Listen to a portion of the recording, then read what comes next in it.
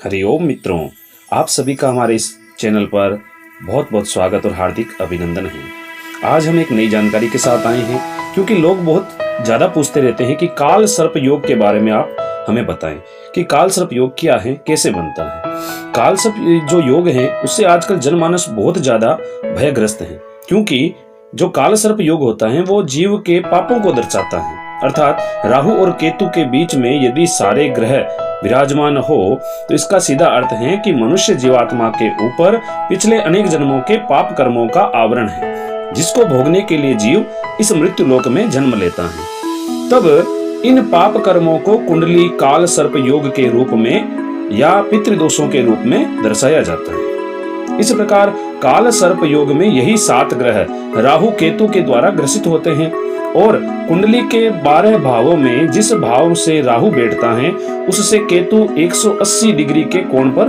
होता है। अर्थात सीधी सी बात यह है कि राहु के सामने केतु हो और राहु से लेकर के केतु के बीच में यदि सारे ग्रह आ जाएं तो काल सर्प योग बनता है। इसे सर्प योग भी कहते हैं अथवा भुजंग योग भी कहा जाता है।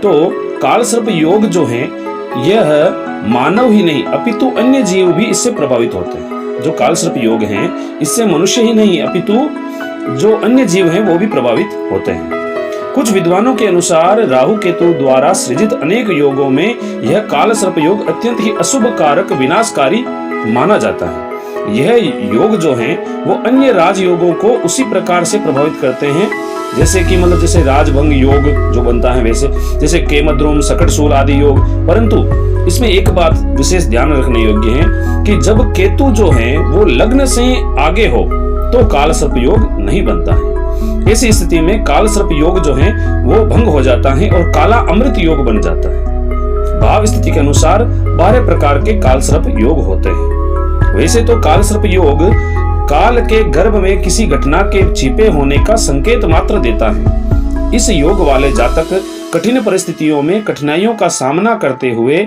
उच्च पद पर आसीन होते हैं तथा अचानक धन लाभ से लाभान्वित होते रहते हैं। ऐसे व्यक्ति श्रेष्ठ अधिकार प्राप्त करते हैं, शादी के बाद उन्नति करते हैं तथा 40 वर्ष जैसे राहु के प्रभाव या 42 वर्ष केतु के प्रभाव के बाद अर्थात जीवन के उत्तरार्ध में ही हमेशा उन्नति की ओर अग्रसर होते हैं। काल सर्प योग वाले जातक को मानसिक अशांति, अकारण भय एवं शारीरिक रोग से राहत पाने के लिए क्या करना चाहिए? एक तो चांदी की सरवा वाली अंगूठी बनवाकर नाग पंचमी के दिन नागेश्वर शिव की जो आस्तिक मुनि द्वारा निर्मित स्तोत्र पाठ है उसको पाठ करें और 2 चांदी अथवा रांगे के नाग बनवाकर पूजा करें। प्रतिदिन महामृत्युंजय मंत्र का 108 बार जाप करें। भगवान शंकर का महामृत्युंजय मंत्र बोलते हुए अभिषेक भी कर सकते हैं आप, और शिव जी की प्रतिमा को आप तांबे का सर्प भेंट कर सकते हैं। इसके पश्चात शीशे रांगे के 2 सर्प बनवाकर देसी पान में रखकर बेती नदी में जल के साथ में प्रवाहित कर देवें। तत्पश्चात अब आपको और क्या करना है कि शिव की प्रतिमा को नमस्कार कर पार्वती, गणेश और कार्तिकेय तथा नंदी को प्रणाम करें। काल सर्प को 2 भागों में बांटा गया है। एक तो है काल सर्प योग एवं अर्धचंद्र योग। अर्धचंद्र योग मनुष्य को सुख, संपत्ति, पदोन्नति, अनेक प्रकार के सुख लाभ देता है। यही अर्धचंद्र जो योग है वो गरीब मनुष्य को राजा तक बना देता है। परंतु द्वितीय भाव, अष्टम भाव और छठे भाव में, वापस सुन लीजिए आप सभी लोग, द्वितीय भाव, अष्टम भाव और छठे भाव में राहु केतु हो तो काल सर्प योग अत्यंत ही अशुभ माना गया है।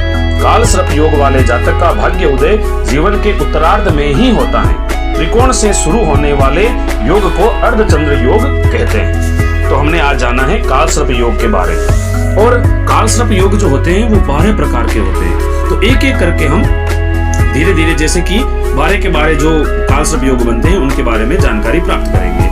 तो आप सभी लोग इस काल सर्प योग के बारे में और भी अच्छी जानकारी चाहते हैं तो आप हमारे इस YouTube चैनल को सब्सक्राइब करें और हमारा मनोबल बढ़ाने के लिए आप इसे लाइक और कमेंट अवश्य करें। और भी यदि आपके मन में कोई प्रश्न है तो उसके बारे में भी आप हमारे साथ शेयर कर सकते हैं, कमेंट कर सकते हैं आप, तो जरूर कमेंट करें। हरिओम मित्रों।